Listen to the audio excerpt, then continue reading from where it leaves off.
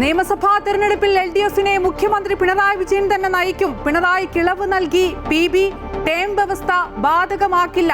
സ്ഥാനാർത്ഥി പട്ടിക അടുത്തയാഴ്ചയെന്നും മുഖ്യമന്ത്രിയെ മുൻകൂട്ടി തീരുമാനിക്കുന്ന പതിവില്ലെന്നും party general secretary MA Baby. തർക്കങ്ങൾക്കൊടുവിൽ RSPയിൽ സമവായം. കൊല്ലം ഇരവിപുരത്ത് വിഷ്ണുമോഹൻ സ്ഥാനാർത്ഥിയാകും. കാർത്തിക് പ്രേമചന്ദ്രന് സീറ്റില്ല. ഡൽഹി മദ്യനയ അഴിമതി കേസിൽ മുൻ മുഖ്യമന്ത്രി അരവിന്ദ് കെജ്രിവാളിനെയും മനീഷ് സിസോദിയെയും പ്രതിപ്പട്ടികയിൽ നിന്ന് ഒഴിവാക്കി ഡൽഹി റോസ് അവന്യൂ കോടതി. തെളിവുകളില്ലാതെ കേസിൽ ഉൾപ്പെടുത്തിയതിന് CBIക്ക് കോടതിയുടെ രൂക്ഷ വിമർശനം. സത്യം ജയിച്ചുവെന്ന് പറഞ്ഞ് പൊട്ടിക്കരഞ്ഞ് അരവിന്ദ് കെജ്രിവാൾ. ഹൈക്കോടതിയെ സമീപിക്കാൻ CBI. കോടതി വിധിക്ക് പിന്നാലെ മോദിയെയും BJPയെയും പരസ്യമായി വെല്ലുവിളിച്ച് കേജ്രിവാൾ. ഡൽഹിയിൽ വീണ്ടും തെരഞ്ഞെടുപ്പ് നടത്താൻ ധൈര്യമുണ്ടോ എന്നും BJP 10 സീറ്റിലധികം നേടിയാൽ രാഷ്ട്രീയം ഉപേക്ഷിക്കുമെന്നും കേജ്രിവാൾ. നാളെ ചങ്ങനാശ്ശേരിയിലെത്തുന്ന ഉപരാഷ്ട്രപതി CP രാധാകൃഷ്ണന് മന്നം സമാധിയിൽ പുഷ്പാർച്ചന നടത്താൻ NSS അനുമതി നിഷേധിച്ചു. ആരും മുൻകൂട്ടി അനുമതി തേടിയിരുന്നില്ലെന്നും കൂടിയാലോചനകളില്ലാതെ അനുമതി നൽകാനാകില്ലെന്നും NSS നേതൃത്വം. ഡേറ്റ ചോർച്ചയിൽ കൂടുതൽ വിവരങ്ങൾ പുറത്തുവിട്ട് രമേശ് ചെന്നിത്തല. ശ്രീറാം സാംബശിവറാവു എഴുതിയ കത്ത് പുറത്തുവിട്ടു.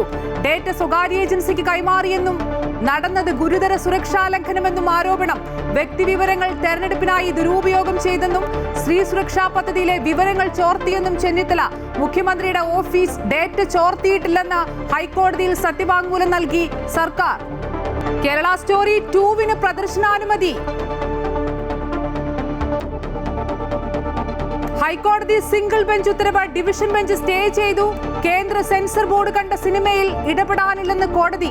സിനിമ കാണാത്ത സിംഗിൾ ബെഞ്ച് ഇത്തരമൊരു തീരുമാനം എടുക്കരുതായിരുന്നുവെന്നും ഡിവിഷൻ ബെഞ്ച്.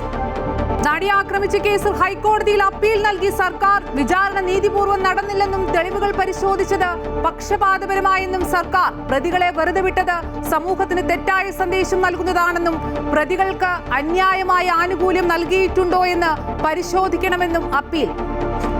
ശബരിമലയിലെ സ്വർണ്ണ കൊടിമര നിർമ്മാണ ക്രമക്കേടിൽ സ്വർണം സമർപ്പിച്ച മോഹൻലാലിന്റെയും ദിലീപിന്റെയും മൊഴി രേഖപ്പെടുത്തി വിജിലൻസ്. തിരുവനന്തപുരത്തെ ജ്വല്ലറിയിൽ നിന്ന് 2 പവൻ സ്വർണം വാങ്ങി സുഹൃത്തു മുഖേന പമ്പയിൽ എത്തിച്ചുവെന്ന് മോഹൻലാലിന്റെ മൊഴി. സ്വർണ്ണക്കൊള്ളക്കേസിൽ തിരുവാഭരണ മുൻ കമ്മീഷണർ KS ബൈജുവിന് സ്വാഭാവിക ജാമ്യം. സോണിയാഗാന്ധിയുടെ വസതിയിലേക്ക് യുവമോർച്ച മാർച്ച്. രഞ്ജി ട്രോഫിയിൽ കന്നിക്കിരീടം ലക്ഷ്യമിട്ട് ജമ്മു കശ്മീർ. കർണാടകത്തിനെതിരെ 1-ാം ഇന്നിംഗ്സ് ലീഡ് സ്വന്തമാക്കി ചരിത്ര നേട്ടത്തിനരികെ. ഇന്ത്യക്കെതിരായ വനിതാ ഏകദിന പരമ്പര സ്വന്തമാക്കി ഓസ്ട്രേലിയ. 2-ാം ഏകദിനത്തിൽ 5 വിക്കറ്റിന് ഇന്ത്യയെ കീഴടക്കി.